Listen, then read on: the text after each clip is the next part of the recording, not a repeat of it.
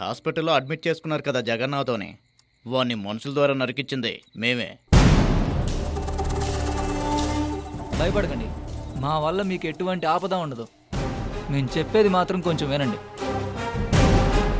నా కొడుకు వాళ్ళ అమ్మాయిని లవ్ చేశాడు. ఆ విషయం తెలిసి వాడు మాతో ఒక మాట కూడా చెప్పకుండా నా కొడుకుని నటుడి మీద కొట్టి మరీ చంపాడు. దానికి ప్రతీకారం తీర్చుకోవడం కోసమే వాడిని చంపడానికి మేము ట్రై చేశాం.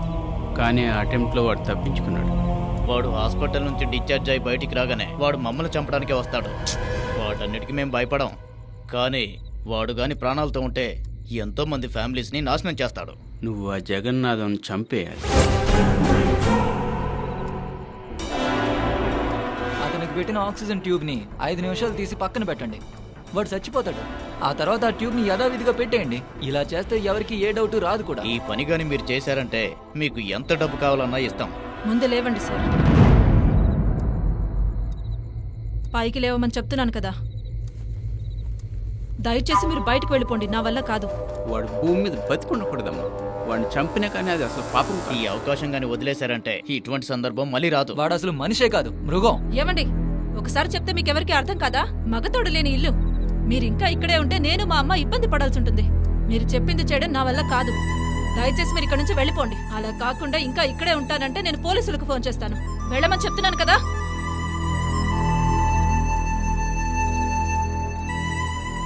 వెళ్ళండి.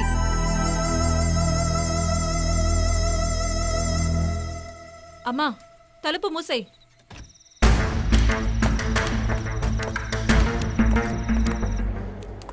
ఈ మెడిసిన్స్ వచ్చాయా? ఈ రోజు వస్తాయి.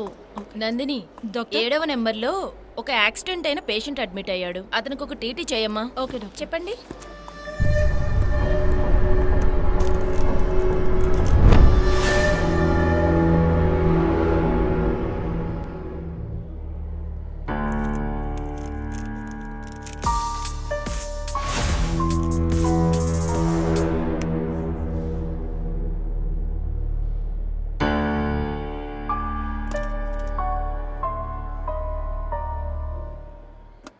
ఏయ్, నేను ఇక్కడికి వచ్చినట్టు బయట ఎవరికైనా చెప్పావో ఆ? అంతే, పో.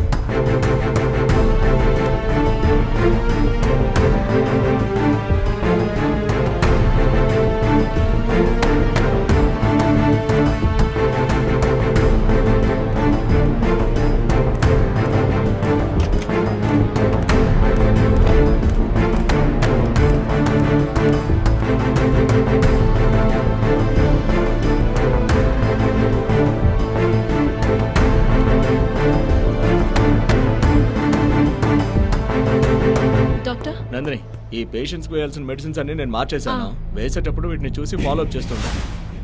నేను ఎందుకు ఈ పేషెంట్కి అన్ని డ్రగ్స్ మార్చేశానంటే, మనం ఈ పేషెంట్కి ముందు వాడిన డ్రగ్స్ వల్ల అలర్జీస్ వచ్చేసాయి. ఇంకొకసారి అలర్జీ వచ్చిందంటే ఆ పేషెంట్ ఇంకా సిక్ అయిపోతాడు. సో అందుకని నువ్వు తనని చాలా జాగ్రత్తగా చూసుకో. ఈ మెడిసిన్స్ అన్నింటినీ పక్కగా ఫాలో అవుతూ ఉండు. Okay doctor.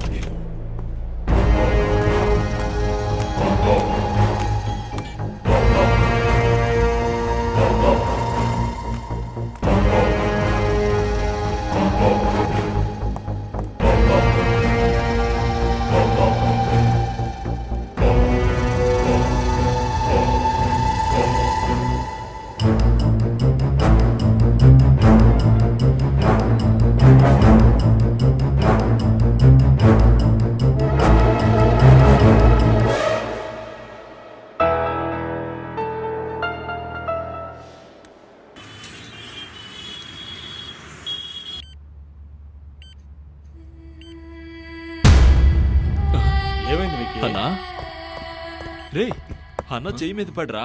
అన్నా? అన్నా అన్నా అన్న కళ్ళు తెరు అన్నా. అన్నా కళ్ళు తెరవనా? కళ్ళు తెరవనా? నేను విక్కీని వచ్చానన్నా అన్నా, కళ్ళు చూడు, తెరవనా చూడన్నా. అన్నా అన్నా. బాగా చూడన్నా. రేయ్, రేయ్, రేయ్, రేయ్, అన్న అన్న కళ్ళు కళ్ళు తెరిచాడ్రా. తెరిచాడ్రా. చూడరా నేనా? అన్న కళ్ళు తెరిచాడ్రా. నన్ను నన్ను గుర్తుపెట్టావా? గుర్తుపెట్టావా అన్నా విక్కీనన్నా నేను రేయ్, అన్నా, వెళ్ళి అన్నా, డాక్టర్ నేనన్నా. పిలుచుకురారా. రేయ్, నువ్వు కూడా వెళ్ళరా. సరే. అన్నా విక్కీనన్నా అన్నా డాక్టర్ గారు చూడండి. ఏం జగన్నాథం ఎలా ఉన్నావు? నేనెవరో తెలుసా? శంకర్. Very good.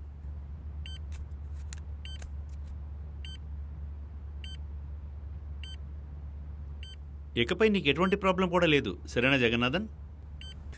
ఎట్రా విక్కీ, ఒక ప్యాక్ వేసుకుందామా? అన్నా నువ్వు అక్కడ అన్నా ఒక వారమైనా ఉండన్నా.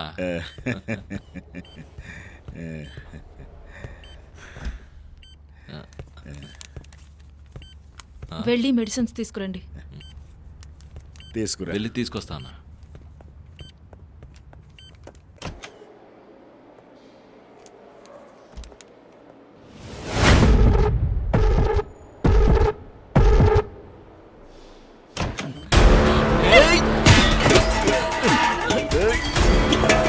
ఎవడెవడు? ఏయ్! ఏయ్! రేయ్, వెళ్ళి మందులు తీసుకురా. సరే అన్న, ఇప్పుడే తెస్తాను. ఏయ్!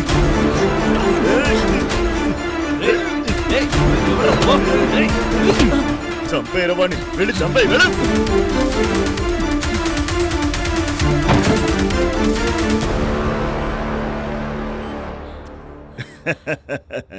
ఏంటమ్మాయి భయపడిపోయావా? మా జీవితంలో అన్ని సహజమేనమ్మాయి. నేను ఎక్కడికి వెళ్ళినా కూడా నన్ను ఇలాగే చంపడానికి ప్రయత్నిస్తారు. నా మనసులో ఉన్నంత వరకు ఎవ్వరూ కూడా నన్ను ఏం చేయలేరమ్మా. నువ్వు వచ్చి కంటిన్యూ చేయమ్మా, త్వరగా రా, రా.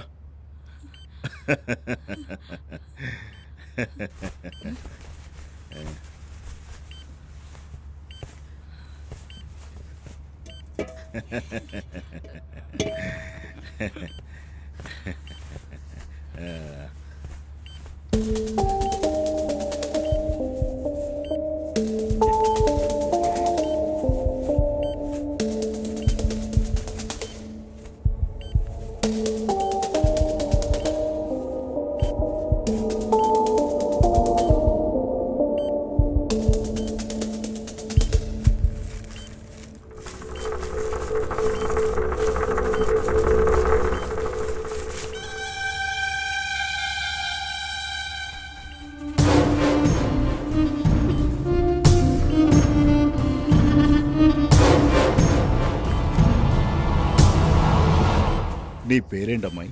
నందిని సార్, ఏ ఏరియాలో ఉంటావు? భారతీనగర్. భారతీనగర్ అంటే మీ అమ్మ మీ నాన్న నాకు తెలిసి ఉండాలి. ఎవరు కూతురు నువ్వు? సుబ్రహ్మణ్యం గారు అమ్మాయిని సార్. సుబ్రహ్మణ్యమా? ఏ సుబ్రహ్మణ్యం అమ్మాయి?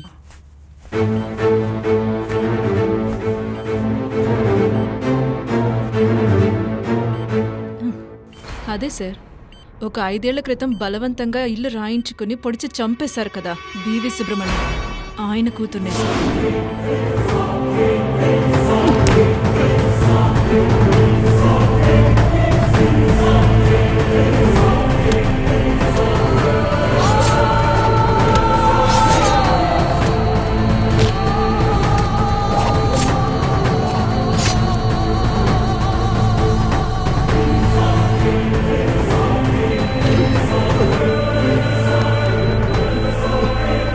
మీ మీద ప్రతీకారం తీర్చుకోవడానికి బయట చాలా మంది ఎదురు చూస్తున్నారంట.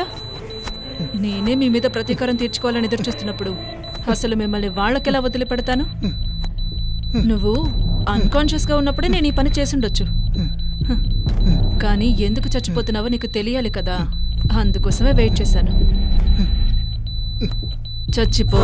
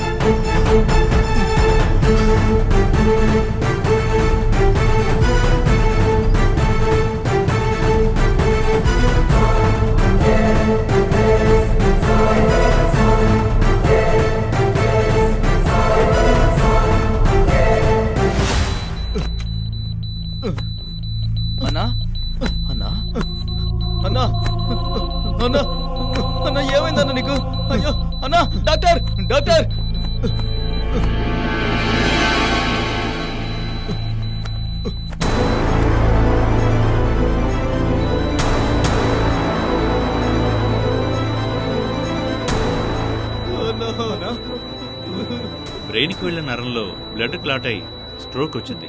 అయ్యో అన్నా! ఎంతగానో సరిపోయింది.